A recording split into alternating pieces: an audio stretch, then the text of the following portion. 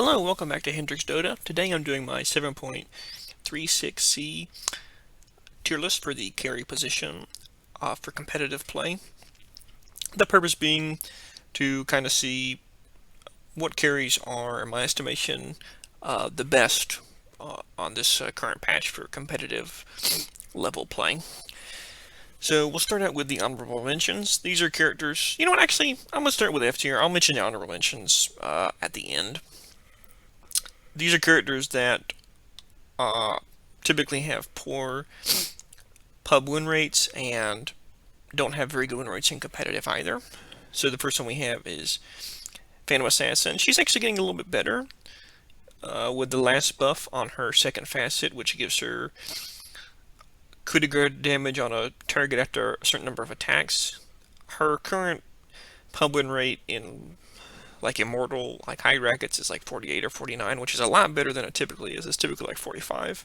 But in pro play, she still has been pretty unsuccessful. Not that barely any games. I don't think she has any wins. The difficulty with this character is I don't think her lane phase is as bad as people say, because you can use daggers to like farm. The problem is that this character has really abysmal strength gain, so magic damage opponents, or really any opponent that's not auto-attacking you, can just absolutely burst you down and annihilate you. So it's very easy for the mid or for the off lane or for the position 4 to rotate on you and kill you. And your W is not really a super reliable escape. Neither is your E. Your E is not very good at it either. So this character is just very fragile, easy to kill, also very susceptible to break. So I think that for this character to be playable and competitive, it would need to either get more strength or have some kind of redesign to let it kind of get in and out of fights. Riki's another one. This character doesn't tend to be good and competitive because the basis of his kit, at least the way he's designed, is that he's designed to, he's kind of like a pub stopper. He runs around invisible and gets a bunch of kills on enemies, which is all good when you're facing uncoordinated opponents. When enemies buy sentry wards and keep tabs on you, all of a sudden you kind of left with a character that doesn't really do too much damage. You do have, a mischance with the smoke, but that's about the only utility you provide. So he's just, not particularly good. And actually, Riki with his current, I don't recollect if it's his facet or innate. I want to say it's facet, I'm not certain, where he gets bonus experience for hero kills. It's really vital to his playstyle. So if Riki's just like farming, first of all, he farms slowly. Second of all, if he's just farming, he's not getting that experience he needs to actually snowball the game. So for this reason, he's not very good. Sniper is another character that presents problems for balance because, he's like a really easy character to play, so he tends to stop lower division games. His numbers, though, are kind of poor. Like, he has pretty poor... I should take it back. That's not really his problem in competitive. His problem in competitive is simply that enemies will pick counters to him, like Storm Spirit, or characters that can basically just jump on his head and kill him. Once you get a BKB and simply run at Sniper, it's very difficult for him to really stop you from getting on top of him. And on top of that, he doesn't really do excellent damage. He doesn't have like particularly high scaling damage, so he's a little bit better. As a mid, he's maybe like a, C tier, but as a hard farming, scaling carry, not very good. Spectre, obviously, with the 7.36 change, got kind of screwed over because she didn't really get a very good facet. Her facet only makes her phased, which is, pretty useless. And neither of her facets are particularly good. In general, the character is very abusable in lane. It's another character that, because it doesn't farm particularly fast, it necessitates getting a bunch of kills with the ultimate, which in a pro play environment where they're not going to be making as many mistakes, they're not going to be overextending in the lane, unlike some, fucking pos 5 Warlock with no items, you're not going to get as many kills stomping noobs. So enemies also won't just simply run into you and hit you a bunch when you turn on Blade Mail or your Shard. So against a better opponents, this character is quite weak at the moment. For D tier, these are characters that are sort of suboptimal. They could theoretically be picked if a lot of things were banned, but they're not particularly good. Juggernaut, even when this character was at its strongest with the initial 7.36 patch, it still wasn't particularly good in pro play. I think that's because Juggernaut has a very predictable playstyle, where he basically runs at you, and he has to get really close, and he has to ult you, and his ultimate's like all of his damage. So if you simply purchase a Ghost Scepter or a Yule's, or you essentially just nullify his damage completely. So the only thing he really had going for him was when his Q was like really broken with the critical strike facet, but that's been nerfed. Juggernaut also has other problems. He has very low intelligence, so he can really only cast like 3 spells, and he's out of mana. He has very little room for Manta, very little room really for any kind of error. He kind of is a jack of all trades, but a master of none, which kind of makes him not very appealing. I mean, it could theoretically make him appealing because he could be blinded, but he's just not. He's too predictable to be blinded. He would need to be kind of slotted in for some specific reason, but he doesn't accomplish really any one aim that you need. And on top of that, he's very susceptible to physical harass and physical damage, because most of his kit is kind of allocated towards him being powerful against magic damage. And another thing about that makes this character weak in pro play is people will simply hit the healing ward, which you get a lot of value out of in extended team fights in lower level play where people won't hit it or won't notice it. So this character is just quite a bit weaker. It's hard for me to actually sit here and say that Slark's in D tier. This character I think was so overpowered for so long, but quite frankly, it's the case. When they first gave him the Barracuda facet, or excuse me, innate, and took it off his ultimate, I thought this character would be very good in lane phase, would be able to heal a lot, would be very dominant. It actually seems to be quite the opposite. To me, Slark feels very, very weak in the early game. It feels like it's very easy to kill him. And it doesn't feel like either of his facets are particularly special. This is a character that sort of necessitates another action thing that they did that in retrospect had a pretty big impact on him was they removed the innate healing he gets when he's hitting neutral monsters. Because it used to be that Slark, even if it's kind of a slow-paced game and there's not a lot of kills, Slark could still power farm pretty effectively just by using his Q and regenerating health. Well, now when he's fighting neutral monsters, he's not actually regenerating any health anymore. So the character kind of lost a lot of the aspects that made him great.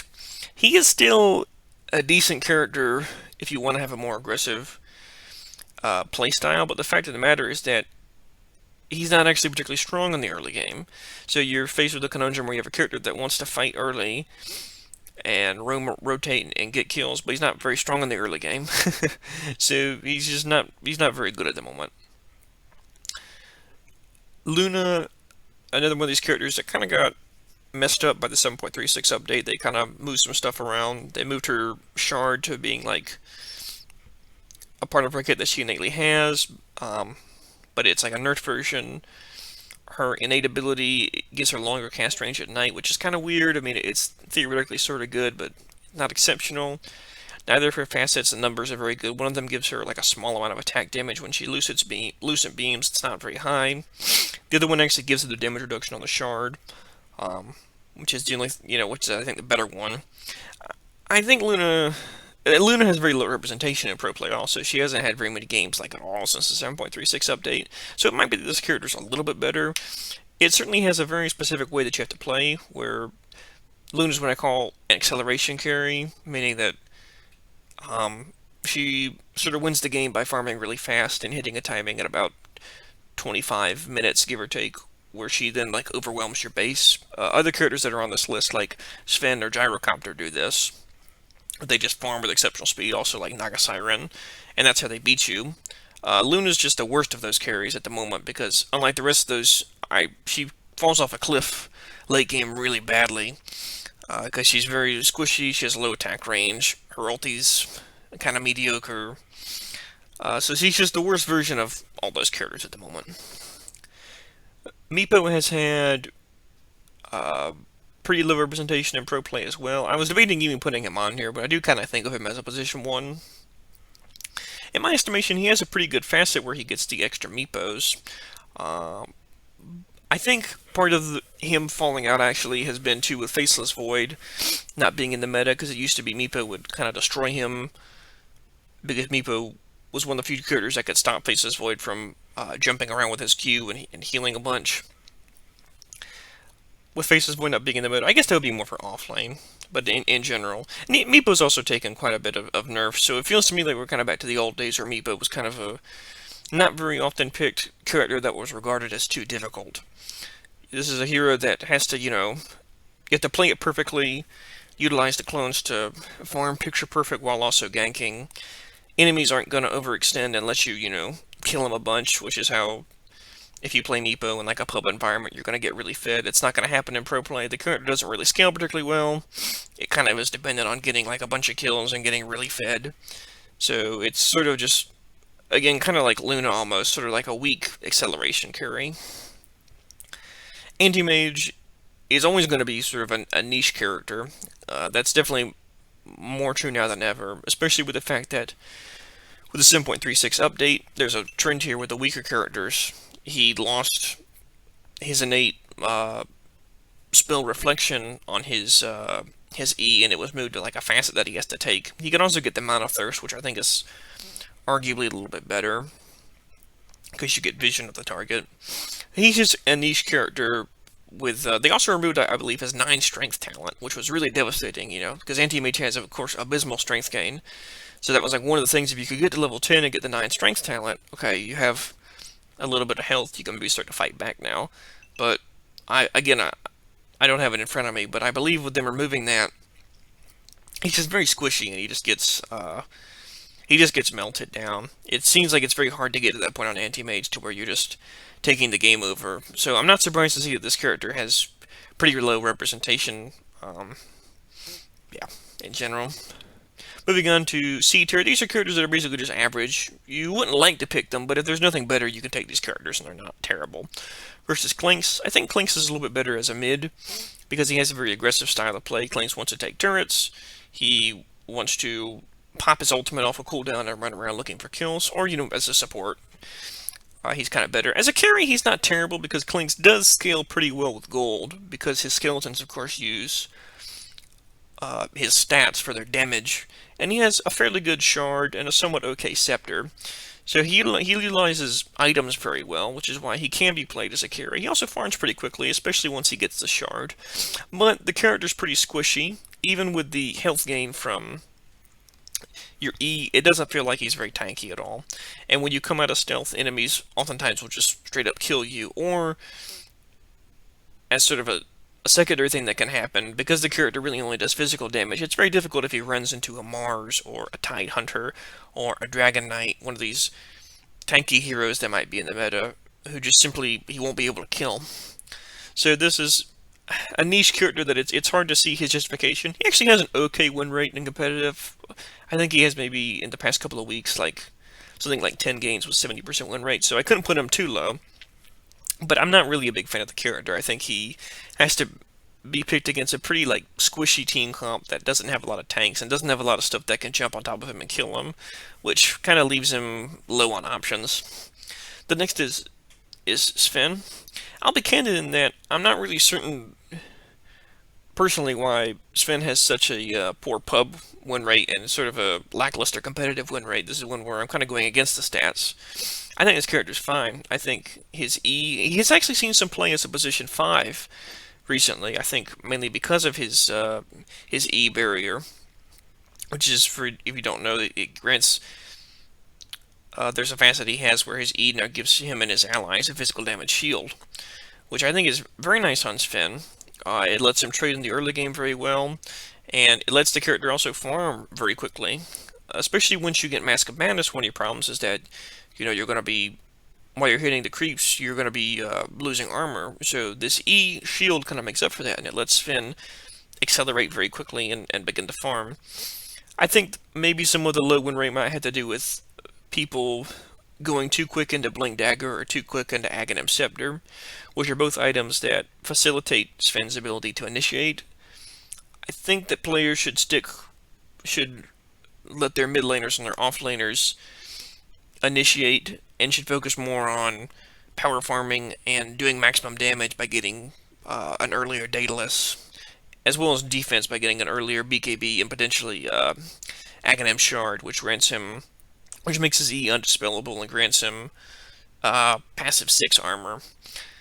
And then I think that the character with those items in combination with like a butterfly, and maybe even, well, in general, I think the character actually develops into quite a powerful raid boss in the mid to late game. He does get outskilled eventually, but you have a pretty big window to end the game. On top of that, this character takes towers pretty fast with his ulti, so I think that the character is better than the stats indicate. I would put him B tier if it was up to just my personal feeling on it, but the stats, don't lie, so I have to put him somewhere in the middle. I do think the struggle he has is that he's lost his innate strength on the W, which does hurt, and he only really does physical damage. So if there's enemies can simply build a lot of armor. He's also kind of bad against a lot of these A tier characters, so that might have something to do with him. Additionally, I think something people are messing up on is that this character has a very limited window to deal damage. You have to basically exclusively be fighting during your ultimate. So if you ult take a fight, the fight goes past the duration of the ultimate, you kind of lose. So he does have some things that I think might explain the lacking win rate. Take a sip of water here.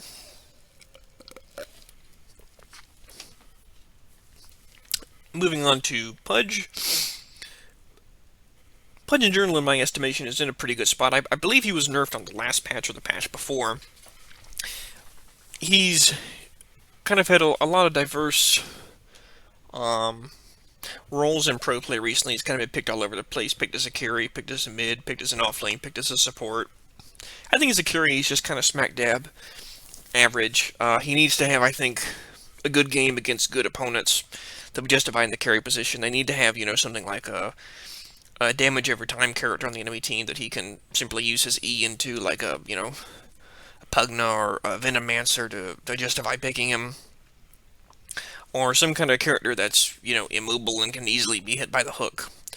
But I think if you're a good Pudge player, this is quite a good time to play him. Because of, the bonus range on his hook facet, I think is solid. The character, obviously, what I like about Pudge is that he has an easy way to kind of passively farm, utilizing Rot and Meat Shield in combination with like Soul Ring and his ulti. He can like passively farm pretty effectively, and he comes online pretty fast once he gets Rot maxed out and maybe some extra points into either his Q or E. He can simply blink on enemies, ult them and kill them and get his stacks pretty fast. But you do have to actually get kills on this character to have an impact. You can't just AFK farm the whole game. So I think that's why he's a little bit tricky to pull off as a carry in pro play.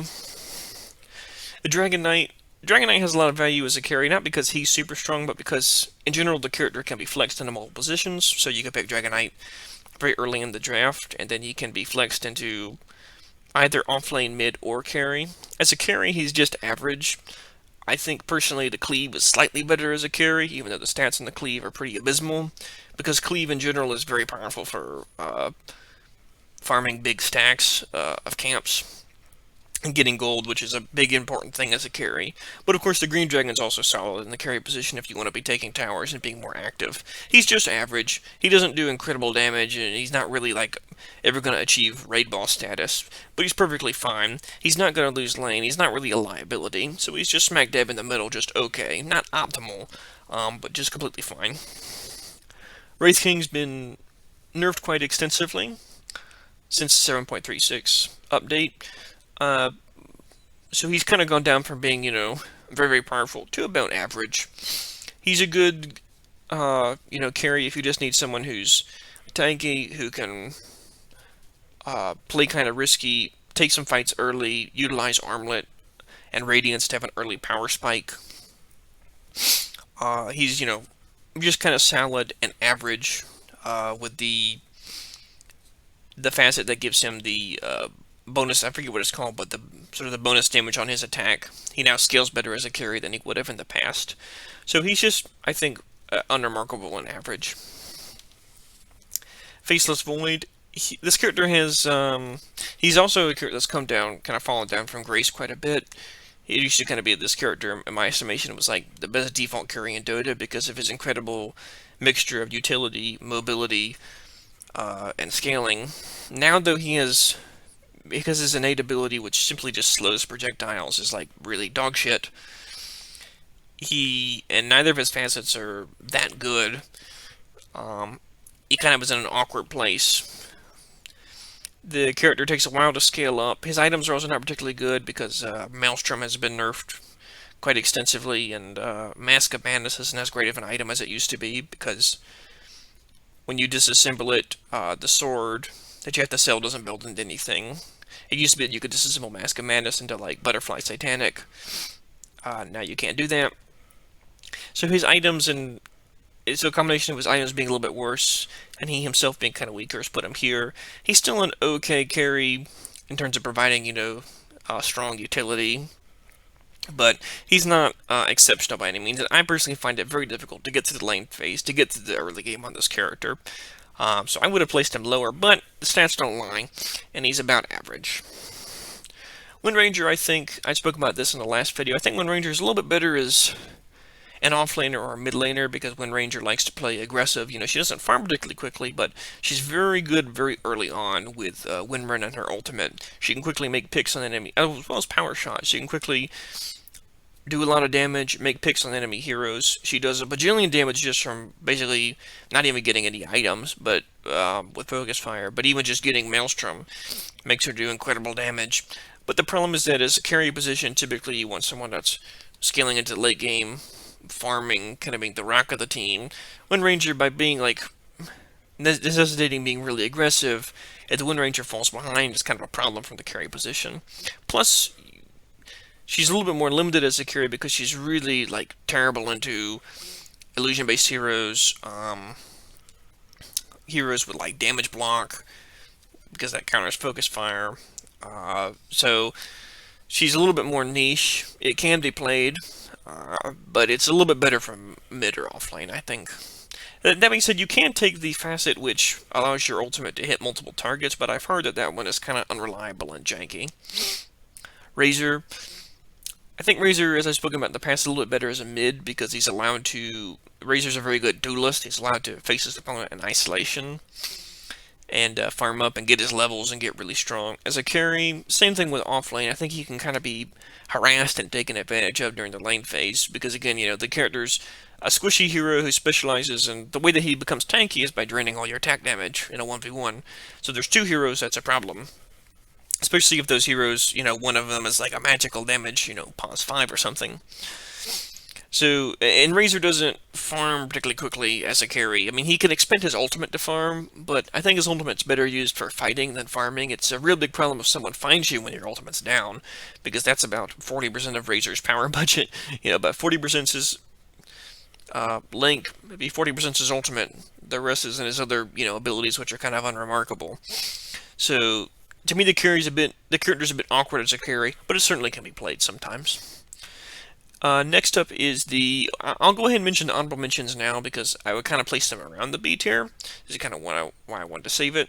First is Phantom Lancer. Phantom Lancer has, and in general, with honorable mentions, the reason that they're in their own category is there's either not really a lot of stats for them, it's kind of a wild card character, or it's a character that I think people have yet to unlock or really fully flesh out how to play. Phantom Lancer has very good pub win rate, but that's not surprising. That's typically how the character goes. He hasn't really seen very much playing competitive. I'm not particularly certain why. I think the character's pretty solid with his... He's one of these characters that gets basically a free ability at level 1 with his E. So you can put a point in your Q if you want to at level 1, so it kind of gives him a little bit better for early game. And I think his Scepter and his Shard are both remarkable. His Scepter, of course, gives your Spirit Lance extra bounce. It's very good for farming. And your Shard gives you the invisibility active component on your ultimate. These are both excellent abilities to have. The character just takes a little bit of time to scale up. You need to really get like Scepter, Diffusal, Manta, Treads, and maybe honestly even harder Tarrasque part of the item before you're really able to fight. And actually the meta in Dota has kind of picked up in speed a little bit since the last time I made a video. Games are going a little bit shorter, there's a little bit more aggression. People I think have figured out that there's a big necessity in like ending games. You don't want to let a game go to 50 minutes, then it kind of gets into wildcard territory. So people are not willing to let games drag on as long. They're more willing to take risks and stuff. and Phantom Lancer's going to do worse in that environment because, of course, this is like the ultimate late game carry. But I do think that if he's allowed to get to a strong point, he's nearly unbeatable. So we'll have to see. I haven't seen too much play of him yet. Tinker, this is kind of a meme one. This is more just for me to open up the conversation because I think I'm one of the few people. I actually really enjoy the Tinker rework. I never really played Tinker before. I kind of found him to be kind of difficult and not fun to play with Soul Ring. I didn't really like it being so low. I didn't really enjoy the heat-seeking missiles. I didn't find it to be an enjoyable ability. I really enjoy actually this current Tinker using the March of the Machines to farm. I find actually that if you're competent at this character, he farms potentially faster than the other character in Dota besides maybe Naga Siren. You can teleport around to basically all the camps that spawn close to each other. So like the bottom Radiant camp by the Watchtower, or the ancient Radiant camp. You can spawn at these camps, stand in the middle, spam March of Machines, and if you do this when the camp's about to like respawn, you can farm literally 4 camps. Or excuse me, yeah, you can literally farm 4 camps at once on this character. He farms incredibly fast, and he scales phenomenally well nowadays. His laser is an incredible ability, especially with the Scepter. His E gives him a lot of save, a lot of safety. He's very cancerous to deal with the Arcane Blink. He moves around fast like nobody's business. He's excellent with Kaiasange, so Yashikai is good too, because Kaiasange reduces his mana costs, so I can literally do a full rotation, like, it feels like, 10 times on this character before I have to go back. He's just a very difficult character to play.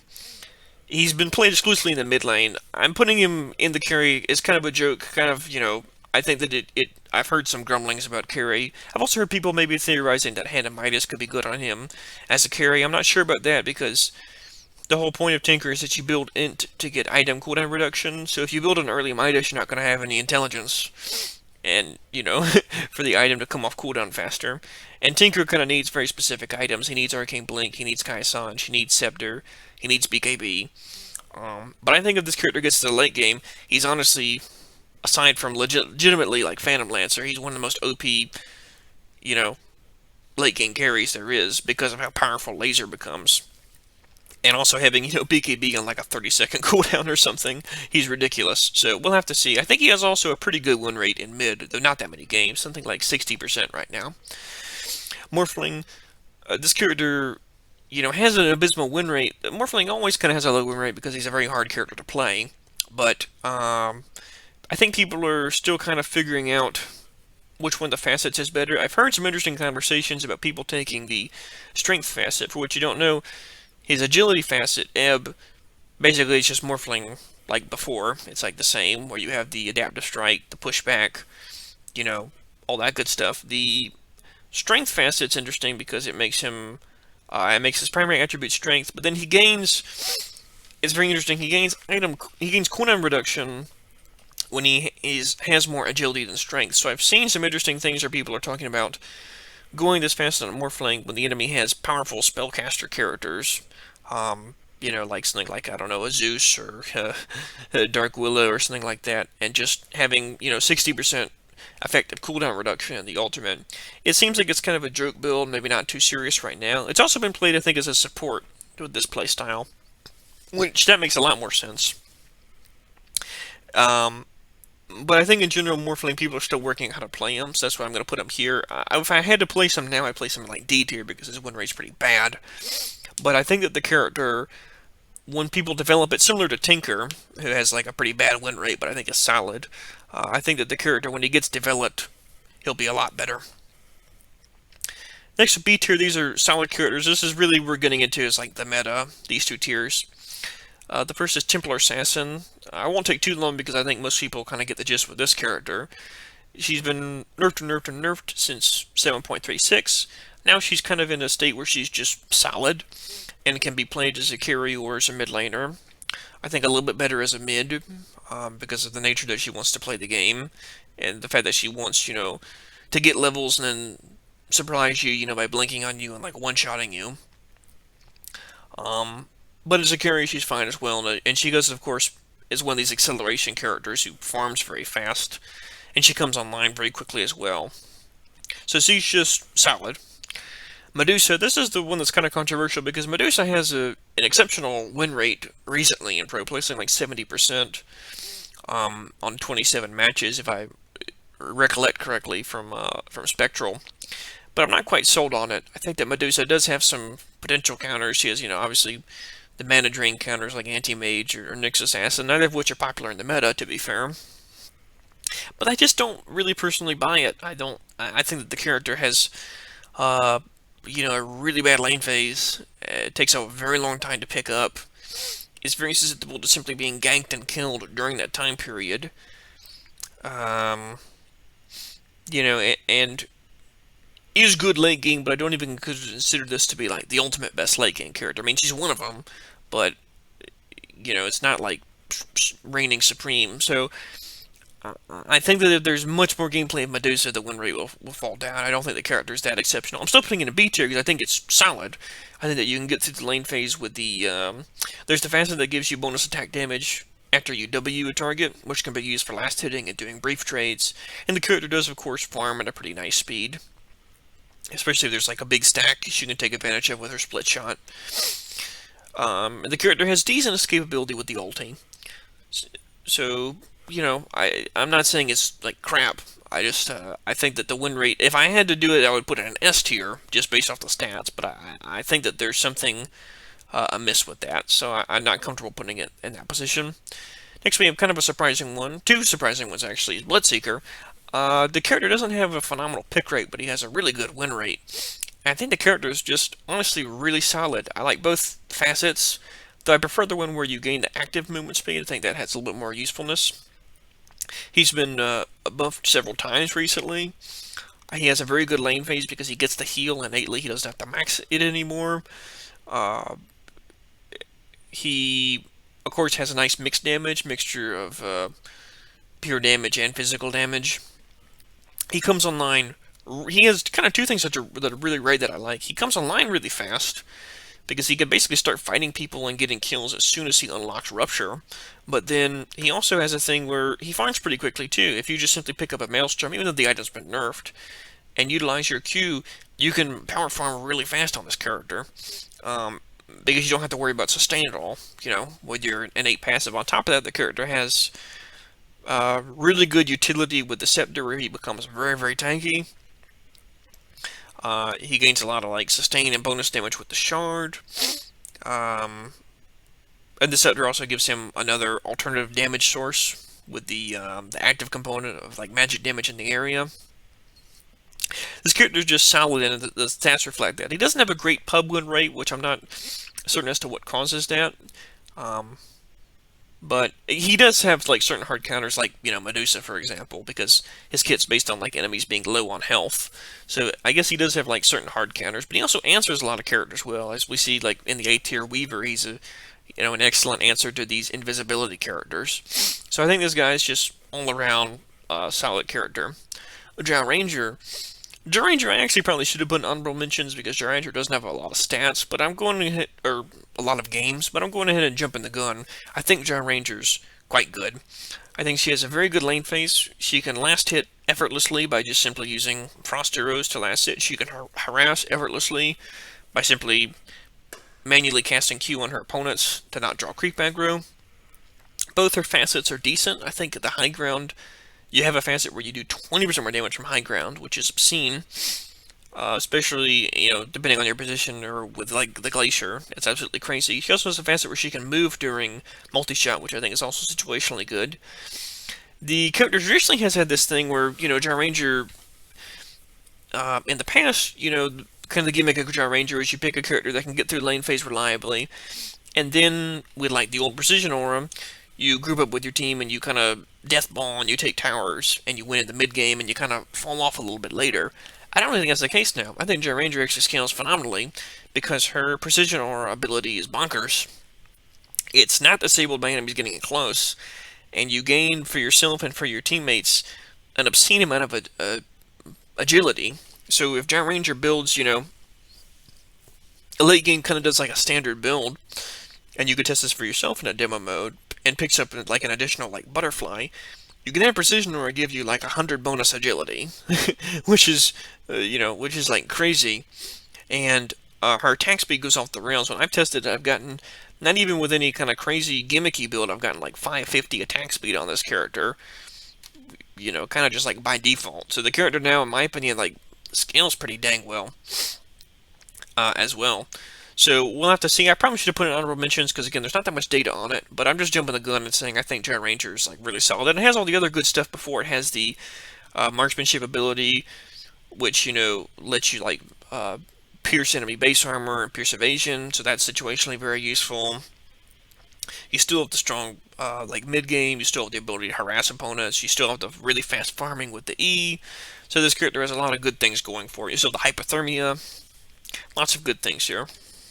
Next we have Naga Siren. Naga Siren is kind of lopsided, where in my estimation, you have one like good passive with Riptide, and then one dogshit passive with Deluge. Maybe some people disagree with me. I find that the Deluge one is, it's kind of interesting, but not very useful. Naga Siren is just kind of like the same as always. It's an obnoxious character that is kind of like a guaranteed force of nature. No matter how far behind you're going to get the Naga Siren in lane, she's going to AFK farm, and before you know it, she's going to have the most CS and the most gold in the game, and she's going to be split pushing, 2 lanes at once, and have the highest net worth and be really difficult to deal with. And that's the case still in pro play now. The character in the hands of a right player is very difficult to deal with and dictates the entire pacing of the game. It's just not overpowered because it has the same traditional problems where the character doesn't actually scale particularly well. Like if everybody kind of gets the same amount of gold, or if the game goes very late, it's not actually the greatest. And if the character gets killed at a poor junction, like if it gets killed in like the mid game when it has like a high bounty or something, it can kind of fall flat on its face. But in general, this is like I think next to Terrorblade, like the best illusion character at the moment. Very solid all-around character. Next we have Monkey King. Monkey King is sort of a specialist hero as a carry. It needs to be picked into like a favorable melee off-lane matchup, of which there are plenty, and preferably the enemy position 4 needs to be melee as well, because you're not going to necessarily be able to get your Jingu stacks on one guy. Like they're not going to necessarily give that to you for free. So you'd like ideally to have both opponents be melee, because you're also kind of susceptible to like an enemy 4 if they're ranged, like poking you. You kind of want to make sure that they're both melee. That way you can trade with them effectively. But if he gets that opportunity, he's very good. And his current facet, both facets are popular, but the one that's better for carry is going to be the one where your ultimate doesn't disappear when you step out of it for a couple of seconds. With this one, Monkey King is not countered as hard by displacement type heroes like, Vengeful Spirit or something, as much as he might have used to have been, which was one of the problems of picking Monkey King as a carry, is that the enemy has some kind of displacement effect. Your carry kind of goes down the toilet very quickly. So, this guy, he also has kind of a interesting power scaling where he's very powerful like early game, and then he's not particularly powerful mid game if he doesn't get a lead, but then he's also very good late game because he has a very powerful scepter and a very powerful level 25 talent for his ultimate, where it gains an additional ring. So that's why Monkey King isn't going in A tier, because if he doesn't have a favorable lane matchup, the character doesn't farm with great speed, and you don't really want to use the Q for farming most of the time. I mean, you can, but you want to oftentimes utilize that for ganking people. So, when given a favorable matchup, the character I think is very powerful at the moment. Next we have Terrorblade. It's kind of surprising that Terrorblade, for once, actually seems to have a decently good win rate in pro. I mean, historically, the character is just very hard to play with his incredibly low base health. It's very easy for enemies to just gank you and fuck you up. But now, it seems that people have figured out essentially how to play Terrorblade a little bit better, and I think the character's full potential, which has always been there, is being realized. So very similar to Naga, this character innately just takes over the game very well, is farming multiple lanes. Of course, he has the nerf to his illusions where they have to be near him to do the full damage. But this guy is, Very solid farmer, scales very well. Doesn't even have a very bad mid game because his ultimate like pierces BKB, so before enemies get BKB, especially too with the facet where there's no minimum like health threshold, he's very difficult to fight. So I think this. He also has an incredible scepter and shard, which the shard gives him like sort of an additional avenue of damage, and the scepter with the terror wave like extends metamorphosis. So he's a very just generally solid character at the moment. Shadow Fiend is of course a very powerful character and is one of the most powerful characters in Dota. He's a bit better as a mid because he enjoys the isolation of trying to hit the 3 raises on you, slow you, get a kill, snowball the game, get levels, etc. But as a carry, he's completely acceptable. He farms fast with his raises, which is always good as a carry, and his ultimate is like innately very useful.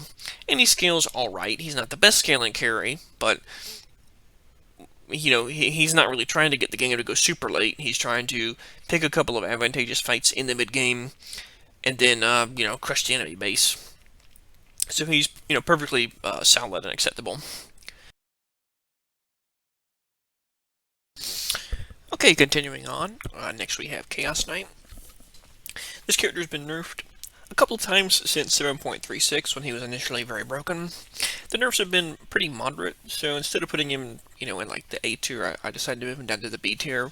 His pub and pro win rates reflect this. They're like 49%. I still didn't decide to move him down to like C tier because I do think the character's solid, and the nerfs, again, were not particularly huge. The nice thing about this character is that with the Phantasmagoria facet, he removes the traditional problem of being countered by like illusion answer characters, like guys with hexes like Lion or characters with like Dagon. So he's a little bit harder to counter. So the character has like I think a high pick rate because his difficulty in like countering him. Which sometimes what happens when you have a really high pick rate is the win rate goes down because like every team is picking it that doesn't necessarily like know how to play it to the fullest efficiency.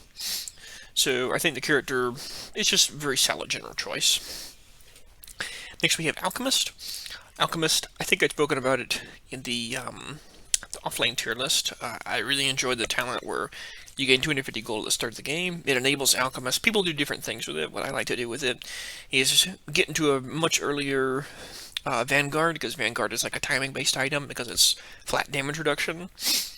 And like get like a really early Vanguard and like a really early Soul Ring to just spam acid spray and just be like immune to the damage from the neutrals, because that's what it feels like with Vanguard. I mean, it's hyperbolic, but and kind of just get the snowball rolling. And as I did mention, games are kind of being reduced in duration, which kind of benefits Alchemist. He wants a faster paced game. So the character, is generally quite solid and somewhat above average. His win rate is something like the low 50s. As this tier list would suggest. Next we have Tiny. Tiny is obviously like I think in general maybe the most powerful character in Dota at the moment. He has obscene damage. Two very good facets. Is good in what feels like practically every role. The carry role is no different. Tiny comes online very quickly at level 6. He has very explosive damage, so he's able to like participate in fights faster than the carries, and he also like scales relatively decently. You can either go into Conda, which a lot of people do to make the toss like one-shot people, or you can do the classic like Daedalus Scepter Shard thing with carry Tiny and like destroy the enemy team from afar with that. Both are totally acceptable. Both facets are also totally reasonable with either the bonus toss damage, which can surprise and nuke people, especially like the early to mid game, especially like at level 6 if you're like maxing it, because you get the bonus toss damage on the ulti. You can do what feels like 800 or 900 damage at level 6 with like a combo, which is nuts. That's with like attacks too, a tree. Or you can do, of course, the bonus status resistance, which is also solid, especially now that status resistance is a little bit harder to buy. You have to buy Sanjin Yasha to get it, so it's a little bit more valuable of a stat. Next we have A tier. What you'll notice before I mention get to the S tier is that there is no S tier. I don't really consider there to be a single carry that's like the best in Dota at the moment. And I think it would be disingenuous for me to put a carry up there, because I think that in reality, all these A tier carries are very solid. We have Gyrocopter, who among the A tier carries, I guess, is maybe the best, but not enough to designate like his own tier. He has a, you know, kind of a poor pub win rate, but a pretty good pro win rate. And I think something like 53%, something not like insane, but he's become kind of slowly more and more popular. And I think people are realizing that this is just a generally very solid carry. He has a good lane phase with his magic damage from his Q. He has a long range point and click stun that's very annoying and hard to deal with. And he's one of these acceleration carries who also farms fast. He doesn't really have a power trough because he's good in the lane phase. He farms fast. In the mid game, he also has ultimate, which is a very solid, just ulti on its own with no spell lamp or anything. It does a lot of damage. And then he's not the most powerful character late game, but you're getting items before other people are because you're farming so quickly with the scepter, with the E. You're hitting the entire enemy team. You're ulting the enemy team. You're stunning people. Both facets I think are solid. The ulti facet that makes the ultimate like do like another rocket thing, I think is maybe a little bit better as a support. The movement speed facet on the Q though is excellent as Gyrocopter. There's been several situations where I personally have like used that to get away. It's been like the small difference maker. And it's also really good for chasing people down early game. You can run people down if you're like maxing Q, like underneath their, so trying to get away from you underneath their tower and get a just barely snatch a kill that you wouldn't have been able to get either way or without it. So Gyrocopter is generally a very solid multi-purpose carry. That's quite good right now. Weaver received kind of what looked like a very large set of nerfs in 7.316. In reality, all the nerfs are pretty modest. Small reduction in slow duration on Shikuchi. Small reduction in Geminate damage by like 5. Pretty small. There's some other stuff, but nothing super impactful in my estimation. Weaver is still another blindable carry because he could be switched into either, carry position, support position, or even like off lane. He can be played. He has a very good early game with the fact that he's another one of these characters that basically gets 2 free abilities level 1. He has a good mixture of magic and physical damage. He counters like he can dumpster characters with like low armor with his swarm, and the swarm also like makes him very good at chasing people down and killing them because they either have to stop and hit the beetles or they have to keep running. He's very mobile. He has very strong repositioning. Similar to Gyrocopter, he doesn't really have necessarily, I think, a super pronounced power trough because late game, well, he doesn't do like. Well, that's not actually true. Late game, he does do exceptional damage with his shard, I believe, which makes him crit you when he passes through you with Shikuchi. So he actually has still quite a solid late game, and he has obviously very good repositioning ability. So this character is just very solid across the board. Next we have Troll Warlord, personal favorite of mine. Troll Warlord has, he had a small nerf in, I think, the last patch, but he's still a very solid character. He has a facet where he gets basically a bunch of bonus armor when he hits the same target, which is very powerful early game. It's in melee form, but it can be like 10 armor at level 1, which is nuts. And Troll Warlord traditionally, has been picked, he'll typically be slotted in when he has like a favorable lane matchup against the offlaner because he can kind of win his lane and accelerate the game quickly. And that's certainly the case right now. Troll Warlord has like a very good lane for like a safe laner. Farms pretty fast, even without necessarily getting a Battle Fury super fast, just because of his E. His E like lets him take a lot less damage from creeps. He can go either Maelstrom or he can go Battle Fury. They're both fine. He counters like burst heavy team comps very hard because of his ultimate. So it makes going on Troll Warlord and trying to like pick him at the beginning of a fight really dangerous. If the fight does go like, if it's a super extended fight, that's also favorable to Troll Warlord because with his like attack speed and with like a Mjolnir combined with his shard, he's throwing out axes, doing a bunch of damage, rooting people in place. He just kind of does it all. He can lock down enemies through BKB. He can slow people. He's very good against illusion characters because his E gives them all like a mischance. Again, he's very good against burst damage. He is somewhat kiteable, so he has some weaknesses. Like he's not great into something like a Weaver because he has a hard time chasing him down. So he's somewhat kiteable. He's somewhat susceptible to being mana burnt because he has low intelligence. But overall, though, he's kind of weakened to some of these like hard melee answers like Razor here or like Axe wherever he was on here. So he's not without counters, but if you slot your warlord into the correct game, it's like an S tier character. And on top of all this, he takes towers better than basically any other hero in Dota. He can, once he gets a couple of items, he can basically just solo the base, which is very valuable in my estimation. So this is a very good character at the moment. Next we have Broodmother. I kind of made a statement in the off-lane tier list. I guess I was incorrect at the time. Broodmother's win rate was not very good. I suppose people sort of developed the character and figured out how to play it a little bit better. Because now the character is like very good mid laner and safe lane carry. Still not particularly great off lane.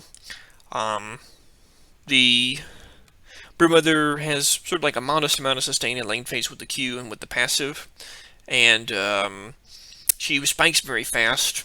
Again, in terms of a lot of these carries, like kind of a nice even, or not even power spike, but like comes online kind of quickly while also scaling, which is a nice combination. She comes online pretty fast with the spiders, and the spiders are no longer nerfed. They're all just spiderlings instead of spiderites, which is nice.